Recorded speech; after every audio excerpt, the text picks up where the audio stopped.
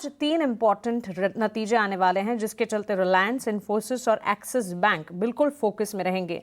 दिन की शुरुआत के साथ साथ ही अगर आप देखेंगे HDFC life, SBI life, HDFC life के मजबूत नतीजों के बाद बाजार खुलने से पहले एक टेक हमने रचित से लिया था, लेकिन इसी का इफेक्ट एसबीआई लाइफ पर भी हम देख रहे हैं। लाइफ इंश्योरेंस प्लेयर्स में अच्छा खासा एक्शन, 9% की तेजी एचडीएफसी लाइफ, एसबीआई लाइफ में करीब 5% की बढ़ोतरी। रचित, एसबीआई लाइफ पर भी एक टेक आपका जानना चाहेंगे हम। जिस तरीके से अभी एचडीएफसी लाइफ मूव कर रहा है, इन सिंक मूवमेंट ही है एसबीआई लाइफ का भी। अभी हम इसका एक बार चार्ट चेक ले लेते हैं कि किस तरीके से ये चार्ट में बिहेव कर रहा है। तो आप देखिए अराउंड एक इसमें रेजिस्टेंस आपको फील हो सकता है 1560 के आसपास। उसको ब्रीच अगर करता है तो आपको बहुत इजीली 1650 1645 के लेवल देखने को मिल सकते हैं। तो अगर आपके पास पोजीशन है तो होल्ड करें, अगर पोजीशन नहीं है तो 1560 को ब्रीच करें तो इसमें पोजीशन बनाएं। और सपोर्ट्स अगर आप देखें तो इसमें एक इमीडिएट सपोर्ट आपको कहीं ना कहीं 1490 1480 के आसपास देखने को मिल सकता है। बट 1560 के ऊपर ब्रीच करें तो पोजीशन बनाएं, और अगर पोजीशन है तो होल्ड करें। राय इस वक्त HDFC life, SBI life impact है रिजल्ट का, और एसबीआई लाइफ भी इसी की तर्ज पर एचडीएफसी लाइफ के साथ साथ मजबूती का ट्रेंड दिखाते हुए।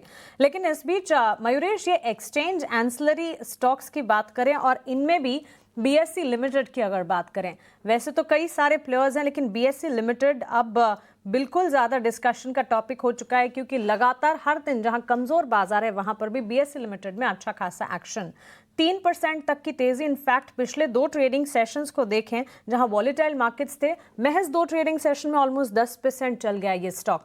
न्यूवामा की लेटेस्ट रिपोर्ट की बात करें, 6730 तक के टारगेट्स भी ये मानकर चल रहे हैं। इनका ये कहना है कि हर लिहाज से फंडामेंटल्स पॉजिटिव हैं। आपका फंडामेंटल नजरिया क्या होगा?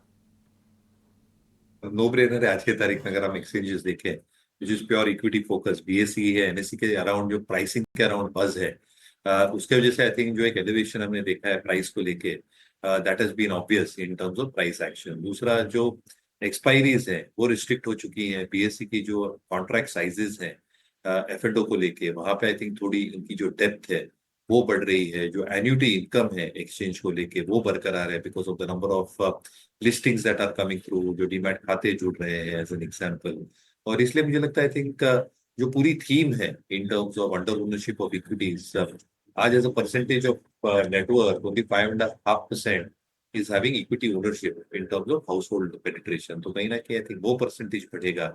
इसलिए मुझे लगता है आई थिंक जो एक बेस केस सिनेरियो हम लेके चल रहे हैं इन terms of earnings growth, BSE हो, एनएससी लिस्ट होने के बाद जो एक डिओपोली रहेगी मार्केट में with in the listed domain, specifically equity markets को लेकर, ये बरकरार रह सकती है। मुझे लगता है कैपिटल मार्केट इकोसिस्टम में ये एक्सचेंज प्लेटफॉर्म्स ठीक ठाक कर रहे हैं। इसके जो ईपीएस रेटिंग हम देख रहे हैं, आई थिंक ये बहुत जबरदस्त है। And anything which crosses 90 on our ratings parameter at markets with India, वहां पे मोमेंटम बरकरार रह सकता है। तो पुल बैक जरूर आ सकते हैं स्टॉक में, but because the ratings are strong, pivot levels के ऊपर अच्छा खासा ट्रेड कर रहा है, और ये जो सारे टेलविंड्स है फंडामेंटली इनके साथ है, ये शायद सपोर्ट करे। BSC similar good looking chart और एक जो मोमेंटम है, हालांकि valuation is not something to be discuss for this counter, BSC हो, सीडीएसएल हो, शायद ये टेलविंड्स की वजह से शायद मोमेंटम इस स्टॉक पर बरकरार रह सके।